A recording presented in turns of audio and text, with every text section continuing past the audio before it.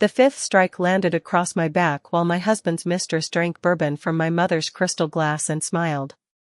I did not scream. Blake wanted me to. Vanessa did too.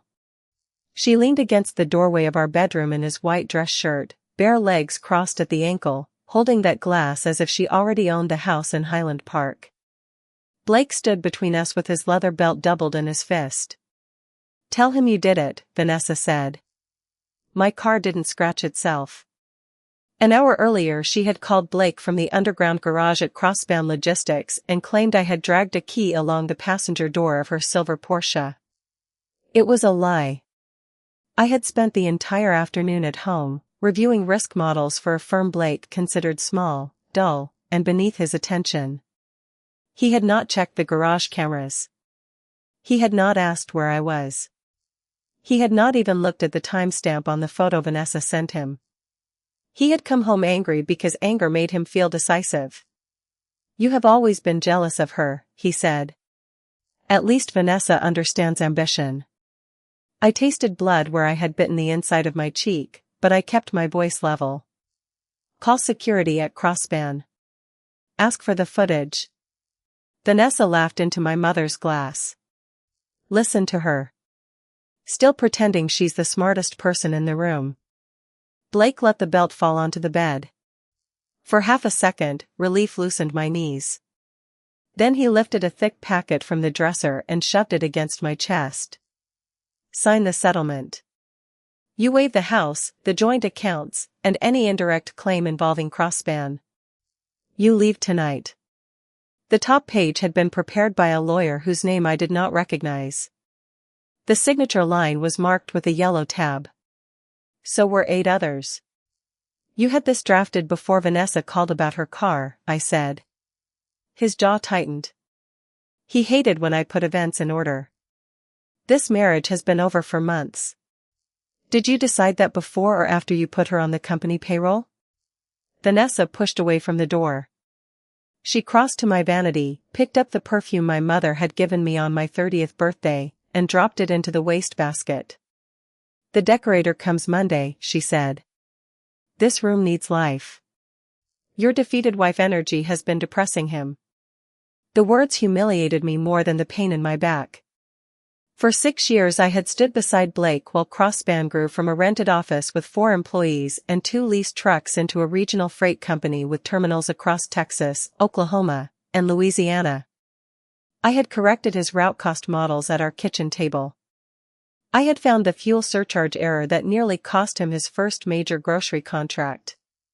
I had rebuilt a lender presentation overnight after his chief financial officer used the wrong debt schedule. Blake presented every fix as his own. To him, I was still the wife who plays with spreadsheets. He had never cared enough to learn who trusted me with real ones. I opened the drawer under my sweaters and removed a black travel bag. I packed 3 blouses, 2 pairs of pants, medication, my laptop, and a framed photograph of my mother on a beach in Galveston. My hands moved slowly so Blake would mistake control for surrender. Inside the breast pocket of my blazer, a slim audio recorder was still running. I used it for interviews and fraud reviews, and Texas law allowed a participant in a conversation to record it. I had turned it on when Vanessa's accusation shifted from insults to threats. It had captured Blake ordering me to confess, the blows, the demand that I sign, and Vanessa's plan to take over the house. I sat at the small writing desk. My back burned when the fabric of my blouse touched it. "If I sign, you let me leave?" Blake's expression softened into satisfaction. "No drama. No calls to the board. No embarrassing scenes. Walk away clean and I won't make this uglier." It was already uglier than he understood. I signed the pages. My handwriting looked calm. Underneath the packet, where Blake could not see, I pressed my thumbnail into the corner of each page that had been presented after the assault. It was not a legal strategy. It was a way to keep my hands from shaking. I did not sign because I had surrendered. I signed because I needed him to believe I had. When I stood, Vanessa blocked the bedroom door. "Look at me," she whispered. In 48 hours Blake closes a $540 million investment. After that, you won't even be a footnote. I looked at her silver earrings, her perfect blowout, and the triumphant little lift of her chin. She was Crosspan's senior vice president of communications. She knew the amount. She knew the timing. She knew enough to think the money was inevitable. I smiled. Her expression slipped for less than a second. What is funny? Nothing, I said. Enjoy the house. Downstairs, I found another audience waiting. Blake's sister, Madison, had arrived with her husband, Trevor Hall, Crosspan's chief financial officer. They had brought contractor bags and empty moving boxes. Madison was pulling books from the living room shelves as if she were clearing a foreclosed apartment. Finally, she said when she saw me. My brother figured out that marrying a woman with no family and no social sense was a bad investment. She lifted the photograph of my mother from the top of my bag before I could stop her. Leave that alone. Madison glanced at it, then tossed it into an open box near the mudroom. The frame hit the edge and disappeared behind a stack of cookbooks. You'll have plenty of time for nostalgia wherever you end up. Trevor set a gray folder on the kitchen island. He was a broad man with a narrow smile, the kind who used financial terms as if they were weapons. This acknowledges that you waive any demand for confidential company records during the divorce, he said. Sign it and save everybody money. I opened the folder. The first page was not a waiver. It was a receipt confirming delivery of documents. The waiver began on page 2. Why would Crosspan's CFO care what I request in a divorce? I asked. Trevor glanced at Blake, then smiled wider. My silence had always done something useful to men like Trevor. It made them fill the space with proof of their own cleverness. Even if you subpoenaed personal statements, you wouldn't find much, he said. We moved the vulnerable assets months ago. Trusts, management companies, related entities. On paper, Blake barely owns anything outside the house. Madison folded her arms proudly. Trevor knows how to protect this family. From me? From greedy spouses, Trevor said. And before you start imagining some huge payout, there is an $11 million marital obligation tied to a holding company. If you contest the settlement, our lawyers can argue that part of the debt follows you. Blake should have stopped him. Instead, he poured himself a drink. Every word went into the recorder in my pocket. I turned to the signature page, wrote my name only on the delivery receipt, and closed the folder. Trevor did not check. He was too pleased with himself. She learns fast when she has to, Vanessa called from the stairs. I lifted my bag. The movement pulled at the bruises under my blouse, and my breath caught. Blake noticed. For a moment, I thought I saw shame. Then Vanessa came down and slipped her arm through his. Whatever might have been human in him disappeared behind the performance. The gate code changes at midnight, he said. I won't need it. Rain had flooded the curb. I walked 2 blocks because I did not want their cameras to capture the car waiting for me. At the lower level of a nearly empty shopping center garage, a black SUV rolled out from behind a concrete column. The driver stepped into the rain and opened the rear door. Ms. Marquez, your father is on the secure line. I climbed inside, set the trash bag on the leather seat, and removed a second phone from a locked compartment. Blake knew me as Elena Marquez Carter. Marquez was my mother's name and the name I had used since I was 18. My father's name was Raphael Vale. He had founded Vale Harbor Capital, the private investment firm whose $540 million commitment could turn Crosspan into the largest independent freight network in the Southwest. Blake knew Raphael Vale by reputation. He did not know Raphael was my father. That secrecy was not a fairy tale disguise. It came from a painful history. My parents had never married. My mother raised me in El Paso while Raphael built his firm in New York and Dallas. He sent money, made promises, and missed birthdays. At 22, after my mother became ill, I stopped taking his calls. At 34, after she died, he came to the funeral alone and waited across the street until I chose to speak to him. Reconciliation took years. Trust came in inches. I kept my mother's surname because she had done the work of raising me. I never appeared in Vale Harbor's public materials. When I eventually accepted a job with a risk consultancy owned by the fund, I insisted on being hired and evaluated under my own record. Blake knew I had an estranged father named Raphael. He never asked for the last name. He knew I worked in forensic risk. He called it compliance housekeeping. He assumed my late-night calls were for clients too small to matter. The truth had been available to him in pieces. His contempt kept him from assembling them. I called my father. He answered before the first full ring. "Elena? Suspend tomorrow's closing." There were 2 seconds of silence. "Are you safe?" That question broke something open in me. Not because it was dramatic, but because Blake had not asked it once. "I am now." "What happened?" I looked at the rain running sideways across the tinted glass. "I don't want the ceremony cancelled." "Elena. Let them set the stage exactly as planned. Do not transfer $1. Convene the Independent Investment Committee tonight, and put General Counsel on the call." His voice changed from father to chairman. "What did you find?" "Domestic coercion, attempted concealment of marital assets, and a CFO who just bragged about related entities and fabricated debt while my recorder was running."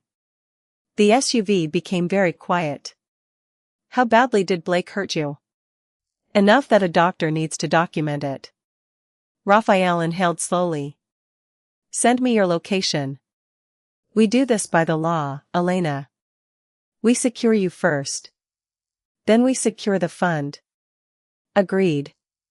And if you want me beside you tomorrow, I will be there as your father, not as your weapon." That distinction mattered. It was the first reason I trusted him with the rest. The SUV took me to a furnished apartment Vale Harbor maintained near uptown Dallas for visiting executives.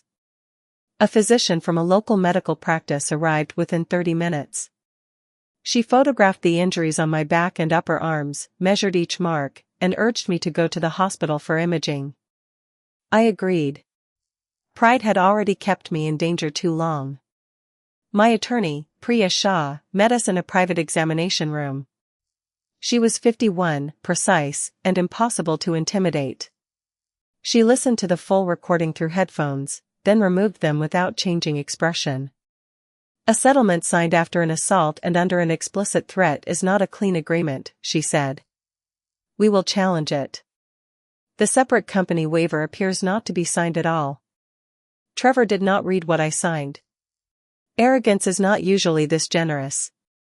She explained the choices in plain language: emergency protective order, police report, preservation letters, divorce filing, medical evidence, and a request preventing the transfer or destruction of marital property. I agreed to all of them. The old version of me would have worried that acting quickly looked vindictive. The woman sitting under fluorescent hospital lights no longer wanted to be polite at the expense of being safe. By 11:40 p.m., I joined a video call with Vale Harbor's Independent Investment Committee. Raphael sat in his Dallas office. General Counsel joined from Chicago. The committee chair, a retired federal judge named Evelyn Brooks, asked me to state my conflict before I described the evidence. "Blake Carter is my husband," I said. "I have been formally recused from the cross-span investment decision since the target was identified 9 months ago. I hold no vote on the transaction. I am reporting information that may trigger the material adverse change and fraud provisions in the signed term sheet." That record was essential. I could not cancel $540 million because I had been abused. I could report credible evidence. The independent committee had to decide what the fund did next. Evelyn listened to the segment in which Trevor described moving assets through trusts and related companies. She did not listen to the blows. That evidence belonged with my lawyer and police, not a corporate meeting. Authorize enhanced diligence, she said. Preserve the closing schedule publicly. Freeze final authorization. Request bank confirmations, vendor ownership records, fuel reconciliations, and the complete general ledger under Section 14 of the term sheet. The vote was 5-0. At 12:18 a.m., Crossband's secure deal room received the request. The company had agreed months earlier to provide those records before funding. Refusing would stop the deal. Altering them would create a separate trail. Blake called me 7 times between midnight and 1 o'clock. I did not answer. Vanessa sent a photo of herself in my kitchen holding paint swatches. Tomorrow, she wrote, we erase the last of you. I forwarded the message to Priya and turned the phone face down. At 2:40 a.m., the first hole appeared. An outside forensic accountant found 3 freight vendors with different names but the same bank routing instructions. Their invoices described refrigerated loads through towns where Crossband had no refrigerated capacity. Fuel purchases had been billed on dates when the listed trucks were in maintenance yards. Digital bills of lading repeated the same weight down to the pound across unrelated shipments. By 3:25, the questioned payments totaled $18.7 million. By 4:10, they reached $31.4 million. At 4:52, Trevor's own brother appeared as the manager of a warehouse company that had received another $6.9 million for storage space that did not exist. The total was $38.3 million. That was the first turn I had not expected. Trevor had not merely hidden marital assets. He had built a network of related vendors and inflated invoices to create revenue, move cash, and make Crossband's growth look cleaner than it was. The second turn was worse. An email search, conducted inside the materials Crossband had contractually supplied, found a message from Blake to Trevor 6 months earlier. Make the volume look investable by Q4. I don't care which bucket carries it. Once Vail Harbor funds, we refinance and clean it up. There were 14 more messages. Blake approved payment overrides. He instructed operations staff to classify empty repositioning miles as customer loads. He told Trevor to defer casualty reserves until after closing. He was not a reckless CEO deceived by his CFO. He knew. Raphael read the emails in silence. Tomorrow we are not withdrawing money from a difficult husband, he said. We are preventing investor capital from covering a fraud. Evelyn nodded from her square on the screen. We notify Crossband's independent directors, the bridge lender, outside counsel, and the appropriate authorities. Evidence first. Public statements later. Before dawn, encrypted copies went to counsel and an independent data custodian. No one deleted a file. No one hacked an account. We used only records Crossband had promised to provide in exchange for the investment. At 6:15 a.m., a final piece arrived from a source none of us had requested. The manager of Crossband's parking garage responded to a preservation letter from Priya. The video showed Vanessa turning too sharply into a concrete pillar at 4:08 p.m. She got out, inspected the long scrape on her Porsche, looked directly at the camera, and drove to another level. At 4:37, she returned on foot, stood beside the damaged door, and photographed it. I had been at home on a recorded work call the entire time. Her lie had not been impulsive. She had seen the damage, had time to think, and had chosen to use it as the match Blake was waiting to strike. I watched the clip twice, then closed the laptop. Does that change what you want tomorrow? Priya asked. It changes what I can prove, I said. It does not change who they chose to be.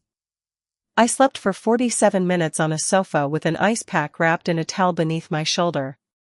When I woke, Raphael was sitting in the chair across from me with 2 cups of coffee cooling on the table. He had removed his suit jacket. Without it, he looked less like the man whose photograph appeared in financial newspapers and more like the father who had once waited outside my mother's funeral because he knew he had not earned a place inside. You could still stay away from the closing, he said. I know. Evelyn can deliver the notice. Outside counsel can explain the findings. I know that too. He studied me carefully. Then why go? For years I had imagined answers to questions Blake never asked. Why did I keep my mother's name? Why did I work after he started making real money? Why did I insist that Crosspan's forecasts be honest? Why did I look uncomfortable when he called workers head count and lenders leverage? Each answer led back to the same thing. I had spent too much of my life watching powerful men treat affection as permission to be careless. Because the people in that ballroom are being asked to trust a lie, I said. And because Blake believes the last image of me will be walking out of his house with my clothes in a trash bag. Raphael's eyes dropped to my bandaged wrist. Do not go there to prove you are strong. I'm not. I'm going because I am the reporting witness, and because the committee asked me to explain the risk controls once Evelyn announces the suspension. That sounds like you. It took me a while to sound like me again. He slid a coffee toward me. We did not hug. My body hurt too much, and our relationship had never been built on pretending lost years had not happened. But when he stood to leave, he set his hand on the table near mine and waited. I moved my fingers the last inch until they touched his. It was enough. The next day became a slow countdown. At 9:12 a.m., Blake texted that the locksmith had changed the gate code early. At 9:40, Vanessa sent a video from my bedroom. A designer unrolled wallpaper samples while she narrated which wall would hold a custom wardrobe. She had charged a $64,800 renovation deposit to Crosspan's corporate card. At 10:06, Trevor emailed the transaction team demanding confirmation that Vail Harbor's wire instructions were locked and irreversible. At 10:21, the bridge lender asked why Crosspan had not disclosed 3 vendor relationships. At 10:47, Blake called my attorney and left a message saying I was emotionally unstable, had abandoned the marital home, and might try to disrupt his business. Priya preserved the message beside the recording of him ordering me out. At 11:15, a judge signed a temporary protective order based on my sworn statement, medical documentation, and the audio. Blake was prohibited from contacting or approaching me except through counsel. A process server was assigned, but Priya asked that service occur after the evidence package reached Crosspan's directors. We were not hiding the order. We were preventing him from using advance warning to pressure employees before records were secured. At noon, Crosspan's 3 independent directors joined a confidential call with Vail Harbor's counsel. They received the invoice map, the email chain, and the bank confirmation discrepancies. None of them defended Blake. Their first concern was the 2,300 employees whose paychecks could be threatened if the bridge lender pulled its facility. That concern mattered to me. Revenge that crushed drivers, dispatchers, mechanics, and warehouse workers would have been another form of vanity. Vail Harbor will not fund the acquisition package as written, I said. But if the board removes conflicted management, appoints a restructuring officer, and opens the books, our credit team will consider a temporary payroll facility secured by clean receivables. No money goes to the related vendors. No retention payment goes to Blake or Trevor. The committee had authorized me to convey that option. It was not mercy for my husband. It was a firewall around people who had not chosen as fraud. Director Helen Cho, a former transportation regulator, leaned closer to her camera. Can you separate the company from the men who ran it? The routes are real. The customers are real. The drivers are real. The manipulated numbers are concentrated in 3 vendor clusters and management overrides.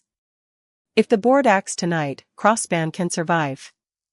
And if we do not? The bridge lender will likely declare a default after receiving the evidence. Payroll could fail within 10 days.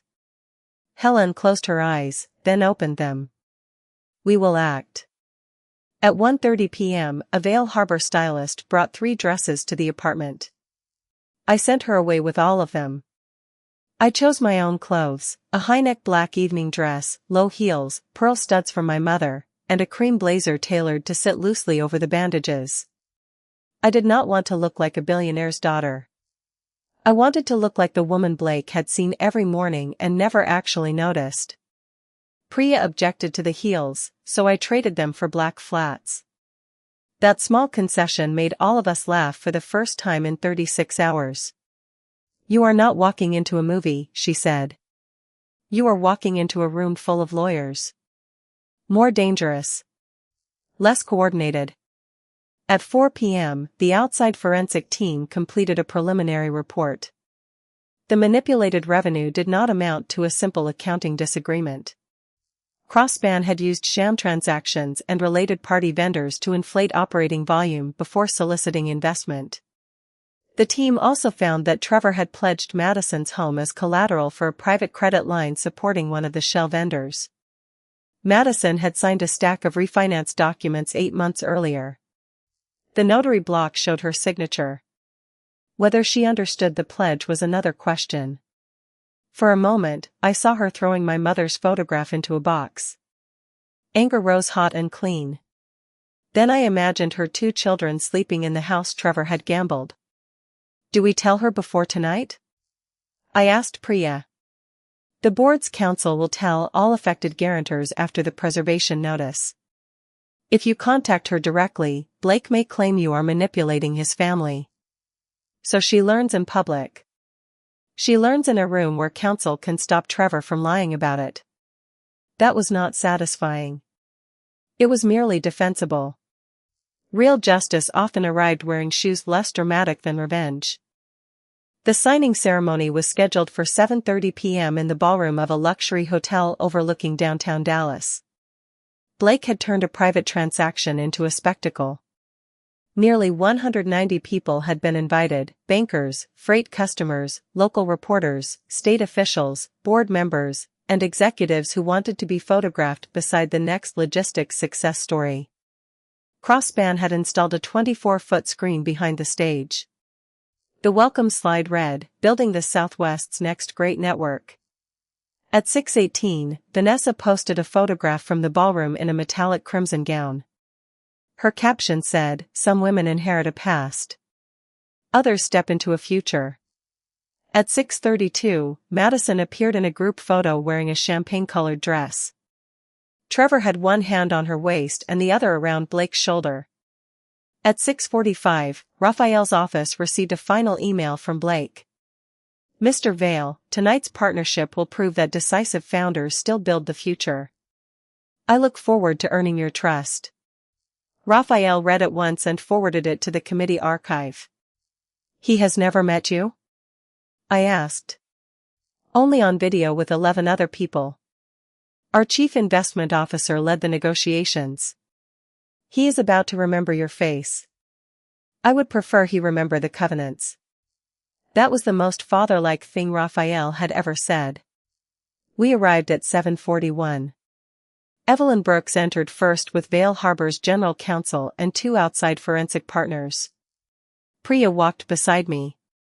Raphael offered his arm, but he waited for me to choose it. I did. The ballroom doors opened during the final notes of a string quartet. Conversations thinned, then stopped. The effect moved across the room like wind over grass. Blake stood near the stage with a crystal tumbler in his hand. He was wearing a midnight tuxedo and the silver cuff links I had given him after Crosspan's first profitable year. When he saw Raphael, his posture straightened. When he saw me holding Raphael's arm, the glass slipped from his fingers. It struck the carpet without breaking. Vanessa took longer to understand. She saw me first and crossed the room with controlled fury. "How did you get in?" she asked. "This is a private closing." Her eyes moved to Raphael. The color left her face. "Mr. Vale," she said quickly. "I'm Vanessa Reed, Crosspan's head of communications. I apologize. This woman is dealing with a personal issue involving our CEO." Raphael looked at her with the calm that had unnerved executives for 30 years. "This woman is Elena Marquez," he said. "She is Vail Harbor's chief forensic risk officer." The nearest conversations died completely. He continued. "She is also my daughter." Blake made a sound that was not quite a word.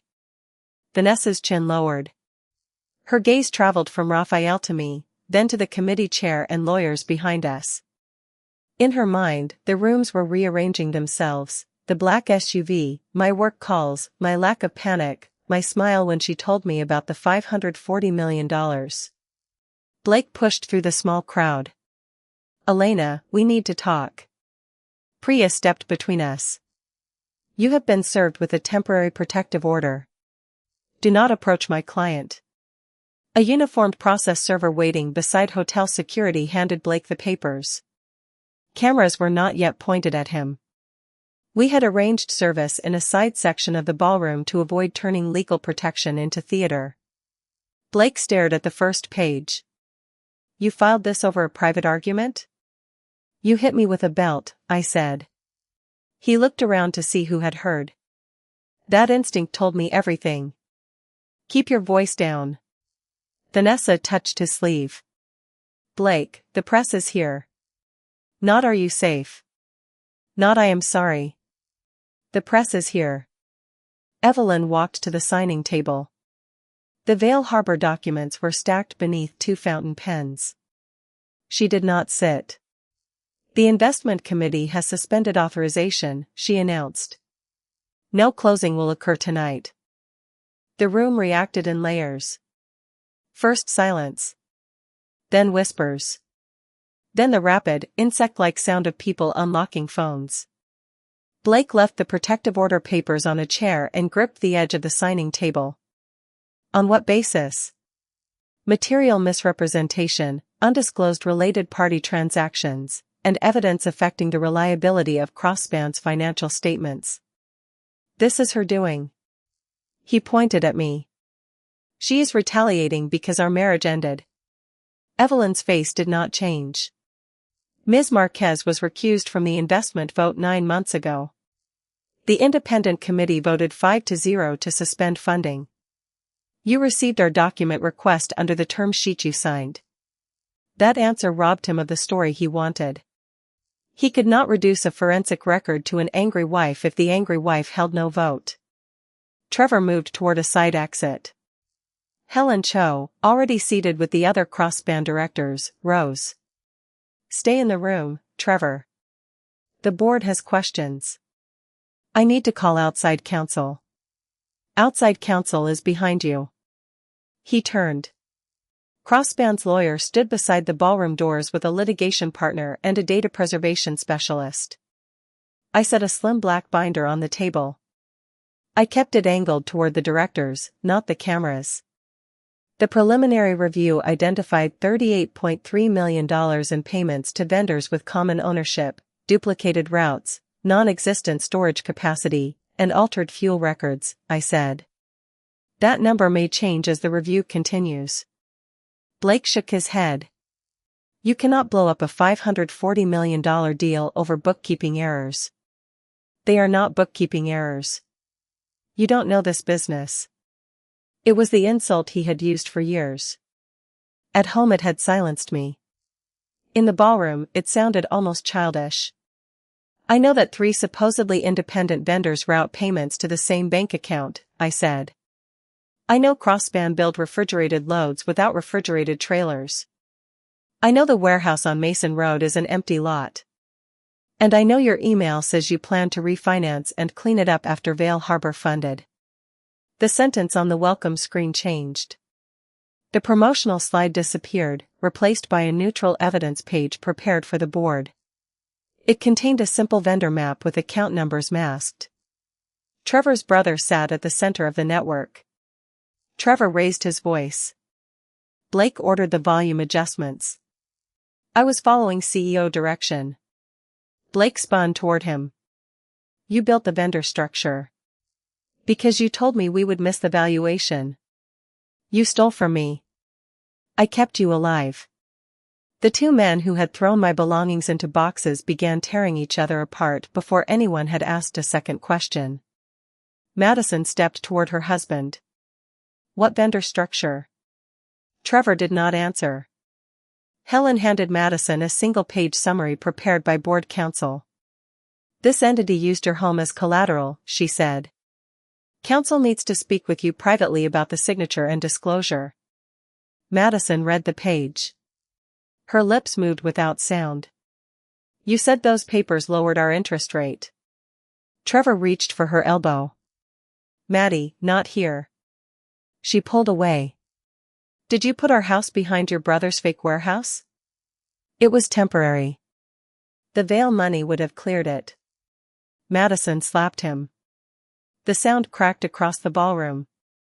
Trevor staggered half a step, more shocked than hurt. You risked our children's home so you could feel smarter than everybody, she said. That was when Blake's family stopped performing Unity. Madison demanded a lawyer. Trevor accused Blake of controlling every override. Blake called Trevor a parasite. Each tried to save himself by handing the other to the fire. Vanessa moved closer to Blake. Let's go, she whispered. Your attorneys can fix this. Helen looked at her. The corporate card used for your $64,800 residential decorating charge has been frozen. That expense will also be reviewed. Vanessa stared down at her crimson gown as if it might disappear with the credit line. That was authorized, she said. By whom? Her eyes moved to Blake. He did not look back. For the first time, she understood that she had not stepped into an empire. She had entered a building already burning and chosen the penthouse. Evelyn returned the fountain pens to their case. Dale Harbor will not execute the investment agreement. The committee has also issued a default notice under the $42 million bridge facility. Any temporary support for payroll will require the removal of conflicted executives, independent control of disbursements, and board access to all records. Several phones vibrated at once. Crossband's directors received the proposed emergency resolutions. Helen read them, then faced Blake. Effective immediately, the board is placing you and Trevor on administrative leave. Your system access and signing authority are suspended pending investigation. Blake stared at her. I founded this company. You do not own the board. He looked around the room for someone who still believed the evening belonged to him. Customers turned away. Bankers formed a tight circle around their counsel. Reporters raised cameras but held their questions. The large screen behind him showed a web of entities with no place for charisma to hide. Then he looked at me. After everything we built, you're going to destroy me? The room quieted again. I did not move $38.3 million, I said. I did not falsify freight records. I did not pledge your sister's house. I did not beat my wife and force her to sign. You built this. His face shifted from pleading to rage. You made me do it, he said. You spent 6 years judging me. You always wanted me to fail. He stepped past the chair marking the distance required by the protective order. Priya said his name once. He kept coming. His right arm lifted. Hotel security moved before he reached me. A guard caught his wrist while another turned him away and pinned his arms safely behind his back. Blake shouted that they were assaulting him. The ballroom cameras captured every second. I did something I had not planned. I removed my cream blazer. The black dress was sleeveless. White medical dressings crossed the upper edge of my shoulder blades, and dark bruises curved beneath them. I did not turn my back to the cameras. I did not perform pain for strangers. I simply stood where Blake had tried to strike me again and allowed the people nearest us to see what his phrase private argument meant. No one spoke. Vanessa lowered her eyes. Trevor stopped shouting. Blake became still in the guard's hands. For 2 days he had counted on embarrassment to protect him. He assumed I would hide the marks because respectable women were trained to make male violence less uncomfortable for everyone else. I put my blazer back on. Escort him out, Helen said. Hotel security turned Blake toward a service corridor. Dallas police officers, called when he violated the protective order and attempted to strike me, met him outside the ballroom. They separated witnesses, reviewed the hotel's footage, and took statements. There was no dramatic federal arrest for the financial evidence that night. Fraud investigations did not move at the speed of applause. But the domestic violence complaint and protective order violation were immediate, visible, and documented. As Blake passed Vanessa, she reached for him. "Tell them it was a misunderstanding," she said. He looked at her as if she were another invoice he could no longer justify.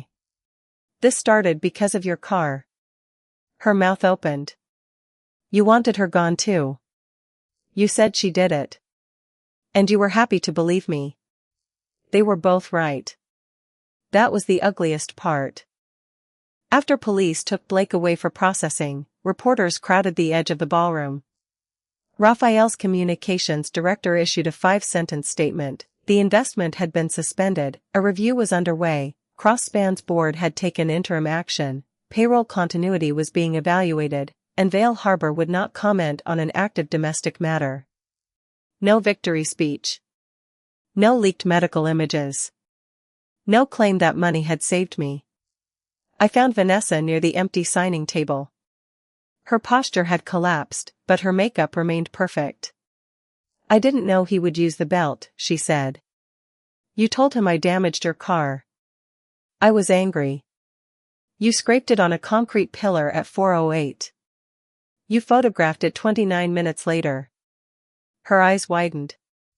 "There is video?" "There is." She looked toward the service corridor where Blake had disappeared. "It was supposed to make him finally end things with you. I never told him to hurt you. You stood in my bedroom and asked me to confess while he did it." Tears gathered in her eyes. They were for the job, the card, the house, and the man who had blamed her before the elevator doors closed. None were for me. She reached toward my arm. I stepped back. "I am not going to ruin you, Vanessa," I said. "I don't have to. You are going to live inside the choices you made." The sentence seemed to hurt her more than any insult could have. Raphael waited near the doors. This time, when he held out his hand, I took it without checking who was watching. "Ready?" he asked. "Not yet." I walked to the cluster of Crosspan employees standing behind the board members. Luis Mendoza, the terminal operations director, had worked with Blake from the days of 2 leased trucks. He looked terrified. "Are we shutting down?" he asked. "Not tonight," I said. "The board has access to a controlled payroll facility if it accepts independent oversight. Clean customer payments continue. Related vendors are blocked.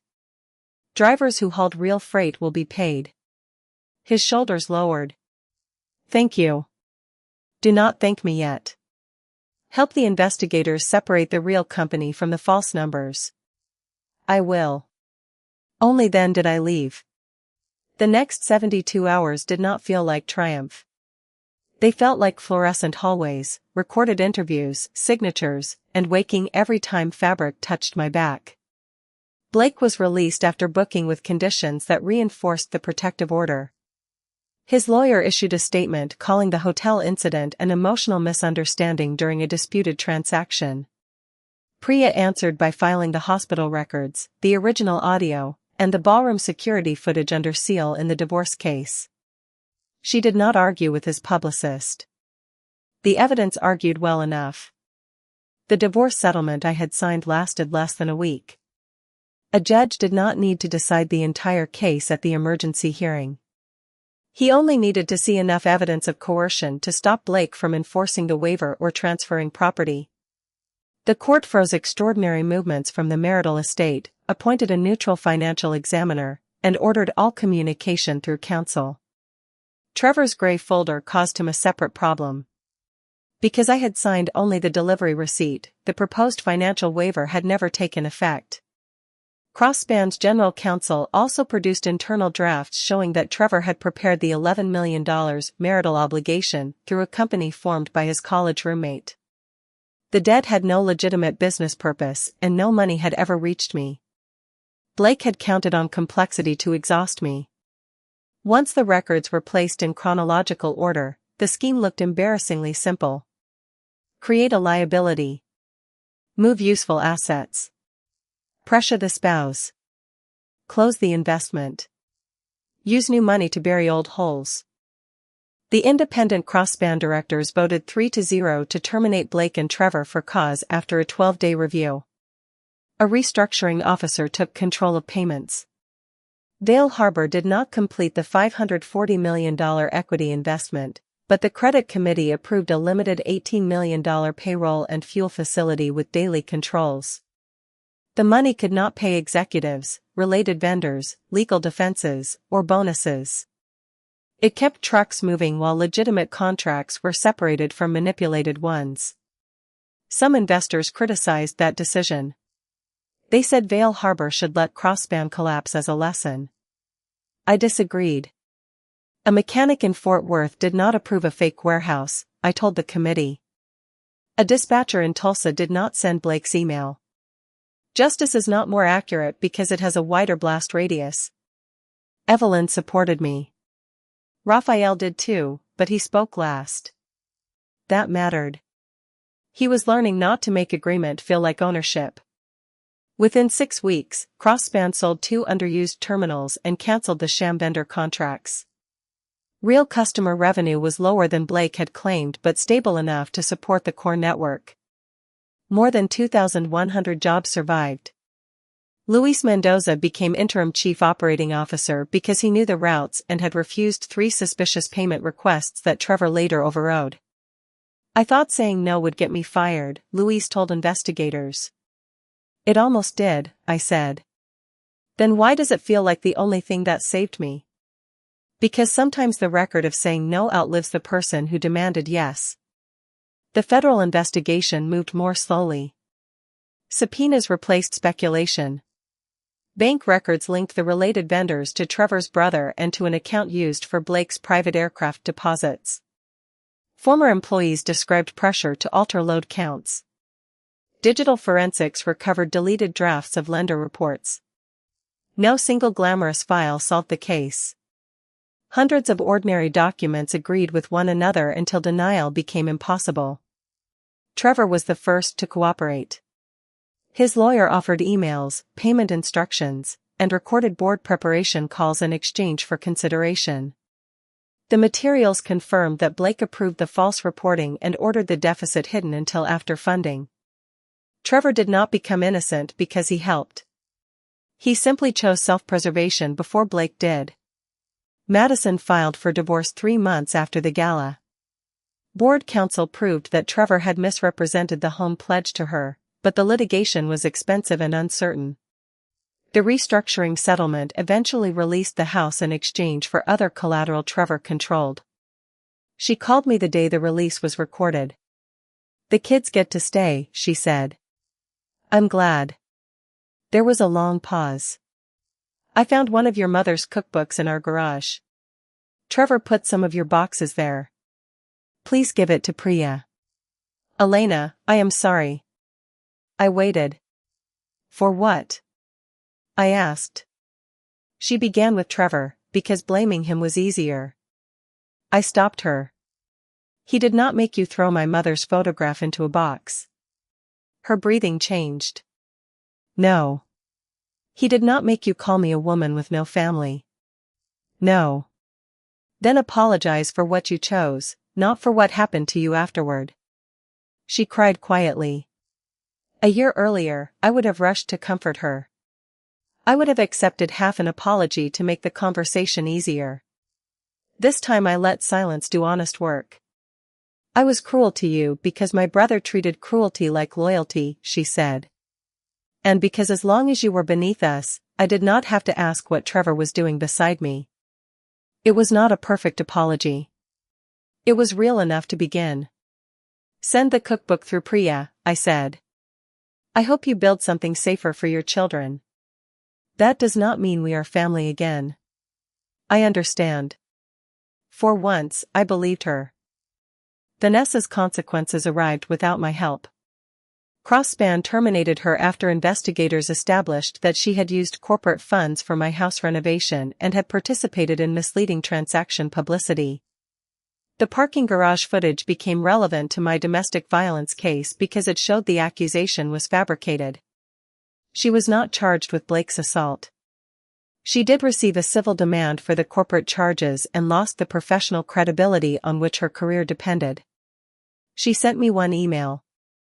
I thought winning him meant I had won your life. I did not understand there was no life inside him that he did not eventually consume. I read it once. I did not reply. Blake kept trying to turn accountability into betrayal. In mediation, he said I had hidden my identity to test him. In a sworn declaration, he called Raphael's paternity a calculated trap. He insisted that if I had told him who my father was, he would have treated me differently. That argument destroyed whatever remained of his defense in my heart. He is admitting the point, I told Priya. He believes I was entitled to safety only if I came with a powerful man attached. Then we let him keep saying it, she replied. The criminal financial case resolved 18 months later. Blake pleaded guilty to conspiracy to commit wire fraud and making false statements to a lender. The judge considered the scale of the scheme, the planned use of investor funds, and his attempts to blame subordinates. He received a federal prison sentence of 74 months and restitution obligations tied to provable losses. The domestic assault case ended separately with a conviction based on the recording, medical evidence, and his violation of the protective order. Trevor received a shorter sentence after cooperation, but he lost his license, his marriage, and every position that had allowed him to disguise theft as sophistication. People asked whether watching Blake enter prison felt like justice. It felt like consequence. Justice was the driver whose health insurance remained active during restructuring. It was Madison's children sleeping in the same rooms after their father's lies were exposed. It was the young accounting manager who had saved copies of override requests and discovered that caution was not cowardice. It was my name appearing on work I had actually done. My relationship with Raphael changed too, though not in the way gossip columns predicted. I did not move into his estate. I did not become the public heiress of Vale Harbor. I kept my apartment, my mother's surname, and my own coffee mug in the office kitchen. We started having breakfast every other Sunday at a diner halfway between our homes. At the first breakfast, he arrived 20 minutes early and stood when I entered. You do not have to stand, I said. I missed enough arrivals. I sat across from him. Do not turn regret into another performance. He nodded. What would repair look like? Consistency. No grand gifts. No decisions made for me. No using your influence to erase discomfort. I can do consistency. We will see. He smiled, not because I had forgiven him, but because I had given him something measurable. Over time, he did it. He called when he said he would. He listened when I disagreed. He spoke about my mother without turning her memory into a defense of himself. At work, Vale Harbor's board asked me to build a permanent investment integrity group. I accepted under 4 conditions: independent reporting to the audit committee, documented conflict rules, authority to stop diligence when evidence was compromised, and a promotion process that did not depend on Raphael. Evelyn read the list and said, "You understand that most people negotiate salary first. Salary is item 5. She laughed and approved all 5. The job took me into warehouses, hospitals, software companies, food plants, and family businesses where founders confused loyalty with silence. I became known for asking simple questions in rooms full of complicated answers. Who benefits? Who approved it? Who was told not to ask? Where is the original record? I also began speaking privately with women in our portfolio companies about coercion at home and at work. Not because every cruel husband was a financial fraud, and not because every bad executive was violent. But the habits often rhymed: isolation, contempt, rushed signatures, controlled information, and punishment for questions. Priya helped Vale Harbor fund an independent legal support program for employees facing domestic abuse. We designed it so supervisors would not receive private details. A mechanic could request emergency lodging without explaining bruises to a terminal manager. A payroll clerk could speak to counsel without the company learning why. I refused to put my name on the program. Why hide? Raphael asked.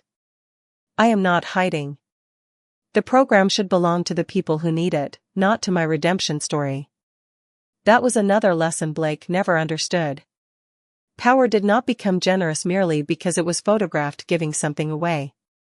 6 months after the gala, a court-appointed property manager scheduled my final visit to the Highland Park house.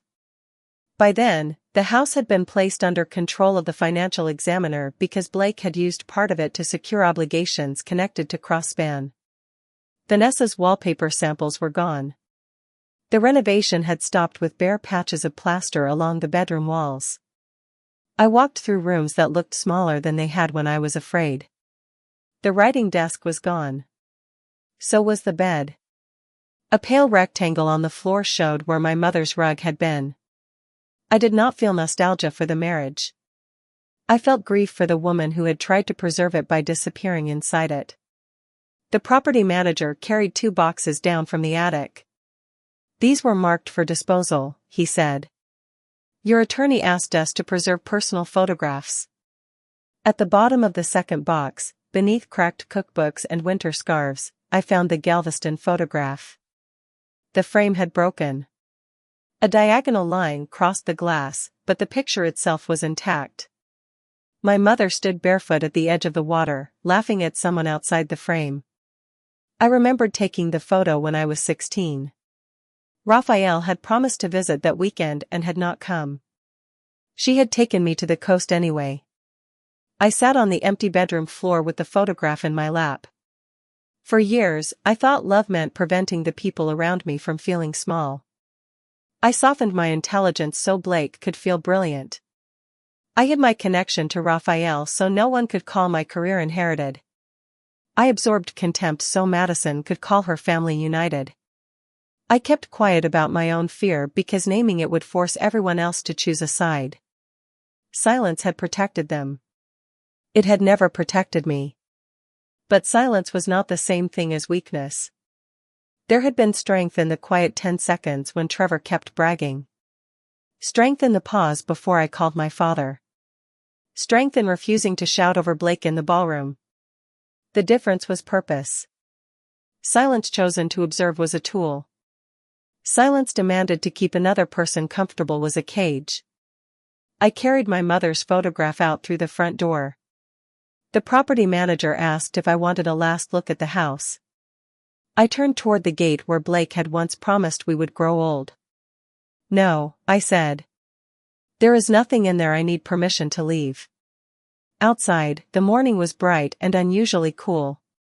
Priya waited beside her car with 2 coffees. She looked at the broken frame under my arm. You found it.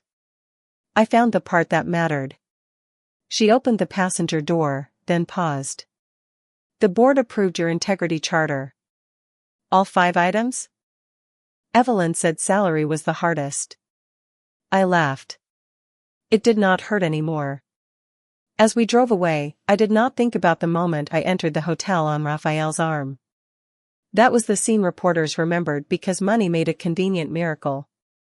They wanted the story to be that a secretly powerful woman revealed her name and defeated the people who had underestimated her.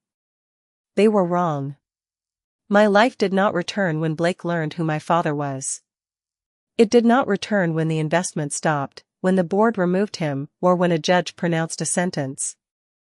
I recovered it in the bedroom before any of that, with a pen in my hand and a recorder in my pocket, when I understood that surviving the night did not require convincing cruel people of my worth. Blake thought he had made me small enough to discard. Vanessa thought taking my room meant taking my future. Trevor thought numbers became truth when frightened people stopped asking questions. They were all wrong for the same reason. They mistook my restraint for surrender. I never needed $540 million to prove I mattered. I needed the courage to stop offering my dignity as collateral for somebody else's ambition. Once I did, everything built on my silence finally came due.